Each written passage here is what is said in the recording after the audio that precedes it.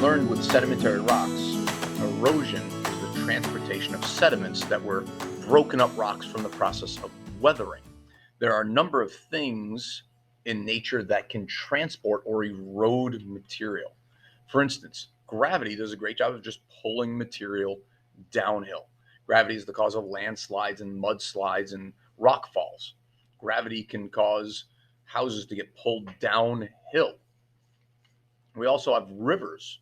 Here we can see that the river is eating away the weathered rock material or the soil that these tree roots are growing in. Rivers also move muddy water. The reason that water is muddy is because there's a lot of sediment in it. As that sediment gets moved, that is erosion, the movement of sediment. There's also wind. Wind does a good job of blowing material away. Here we can see that this rock, as it gets weathered and broken apart from the abrasion of the other sand, gets pushed and moved away.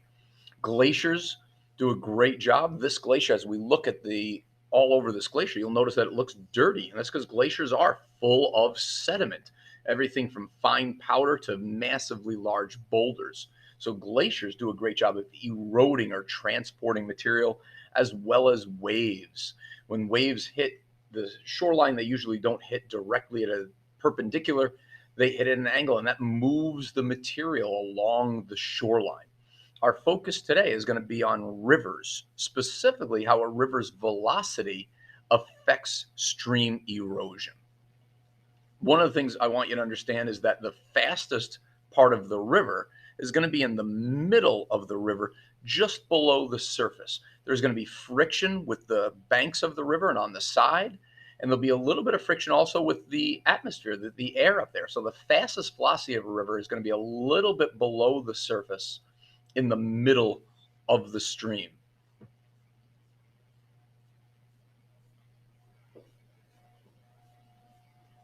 Looking at this picture right here, can you tell whether river A or B would be flowing the fastest? Yeah, you can tell just by the picture that A is moving the fastest. A or B? In this case, stream A is moving faster than B. And again, we can see here that B is moving faster than A. In all three instances, the reason the river is moving faster is because it's going down a steeper hill or a increased gradient.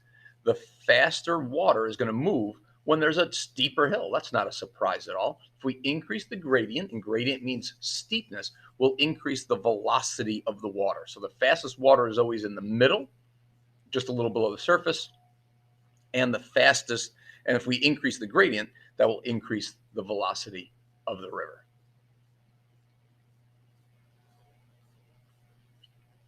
Another thing that affects the velocity of the water is how much water there is. So we could see here in this nice stream that there's water flowing, but there's not a lot. Certainly not very deep. We could easily walk across that and just get our ankles wet. But if the water, if it rains, we can now have more water, which would increase the velocity. You can see some of these large boulders that are here. They're not going to get moved by that slow moving water. If we increase precipitation, the amount of rain or snow melt, now we have more water in the river and it's going to be moving faster and it's going to be able to erode or transport some larger pieces.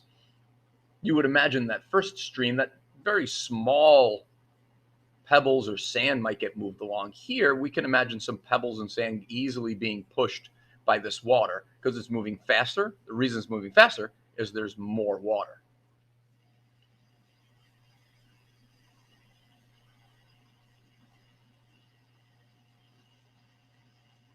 Increasing precipitation or rain, we now have much faster moving water because there's more of it.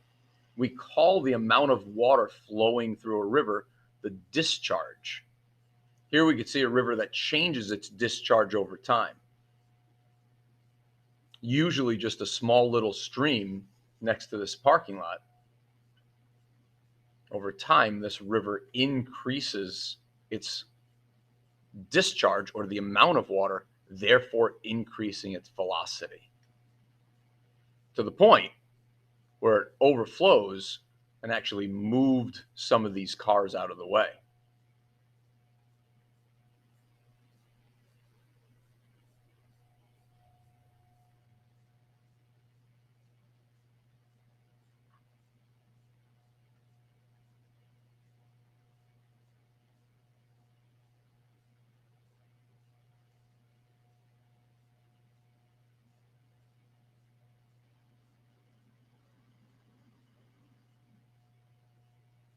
Increasing rainfall leads to an increase in the amount of water or the discharge, which increases the velocity. The faster that water is moving, now the larger pieces of sediment and cars it's going to be able to carry. Stream discharge can be measured. We can go out and actually set up equipment to measure the amount of water that's flowing through a stream. If we know how deep the water is and we know the speed, we can calculate the volume of water that flows through down a river at a certain time. Sometimes we can't, and we'll just have to estimate. Here we could see two pictures of the same river.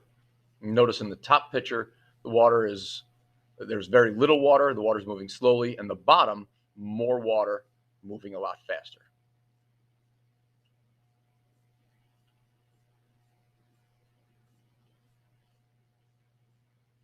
In page 6 of the reference tables, there's a chart that shows us this relationship that as stream velocity increases, the size of the particles that can be eroded or transported also increases. This chart is a little different than we're used to seeing. On the vertical axis, we can see that there's 0.1. After that is 0.2, 0.3, 0.4, 0.5, 0.6, 0.7, 0.8, 0.9, and then 1. But the next step after 1 is going to be not 1.1, instead is going to be 2. So once we reach one of those solid lines, we now start counting by a different amount. Instead of counting by tenths, now we're counting by 1. And the same thing is true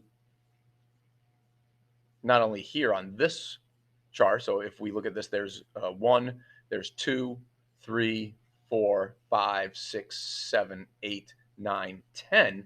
That next one is 20. The vertical axis is this way, as well as the horizontal axis, which shows us how fast the water is moving. The vertical axis was showing us the particle diameter or the size of the sediment that can be pushed. We have the horizontal axis, which is showing the velocity in centimeters per second. And again, we have 2, 3 centimeters per second, 4 centimeters per second, 5, 6 centimeters per second, 7, 8, 9, and 10. But over on this side, now we count up by tens now. 20, 30, 40, 50, and so on. So please be cautious about the both vertical and horizontal axis and how it counts. It's a little bit different than we used to. Included on this chart is something that we saw before when we talked about sedimentary rocks. You could see that there's different sizes, clay sizes, silt, sand sizes. And if you compare these sizes to your page 7 of the reference tables on the sedimentary rock ID chart, you'll see the same numbers, such as sand ranges from 0.006 centimeters to 0.2 centimeters. So that information is given to you on this chart as well. Anything below this dark line that goes through the middle of the chart is erosion, meaning the material can be moved or transported. Remember, transportation means erosion. Erosion means to bring the material from one place to another. So anything on that side is erosion. Let's take a look at some practice questions to learn how to use this chart. The largest sediment particles that can be transported by a stream traveling at a velocity of 200 centimeters per second are, what's the largest sediment? Well, if it's 200 centimeters per second, I'm going to draw a line from 200 centimeters per second up to that line. Everything below that line can be transported, can have erosion. So clay can be transported, silt can be transported, sand can be transported, pebbles can be transported. And cobbles up until a medium-sized cobble can also be transported.